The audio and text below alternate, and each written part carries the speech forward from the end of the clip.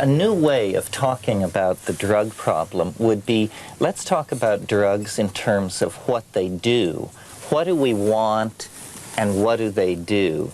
So here you have a family of drugs and the typical image of the addict. What is a drug addict? Well, it's a person who has an obsessive behavior pattern that is unexamined and that causes them to return again and again to the same source of stimulus or the same source of stimulus without ever cognizing the reason why.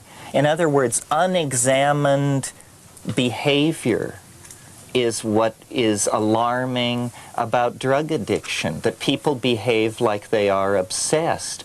Well, on that scale, then the most powerful drug of the late 20th century is television and propaganda. And the way in which we consume propaganda is amazing. I mean, the most intelligent of us, the ones who hold ourselves most aloof, are probably junkies through and through when it comes to the media. And the media just makes you stupider and stupider and stupider. You become less able to formulate a creative response, less able to tell what is real and what is not, less able to empower yourself, and there's just more and more and more of it. The average American watches 6.5 hours of TV per day. Average. Imagine if a drug that you smoke or shoot or snort had been introduced into this country after World War II, and that now the average American was consuming 6.5 hours a day of this thing. I mean, you would have the fundamentalists foaming at the mouth. There would be riots in the street. It's that we define these things so oddly. We don't attempt to make sense. What I was trying to say this morning about the fact that we must change our minds. We must change our minds. Business as usual will lead to exacerbated conflict over resources and turf, and eventually thermonuclear catastrophe. If the evolution of consciousness is not the way to solve the world's problems, then I don't know what it is. Well, the psychedelics were originally described as consciousness-expanding drugs. That was the phenomenological description of what they were. We need to intervene in our own psyches. We cannot afford the luxury of an unconscious mind that can throw up a Hitler or a Khomeini.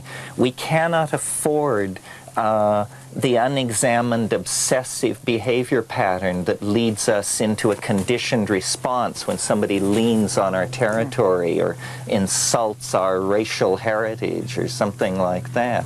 We have to realize that it is going to take creative intellectual engineering to steer us through the narrow valley of being. And it's always been that way. This is what shamanism is using plants to balance and control what is otherwise an extremely violence-prone, neurotic species. The price we pay when the symbiotic relationship to the rest of nature is interrupted, we lose our bearings. I'm not talking metaphorically. I don't mean about sniffing the air and making medicine wheels.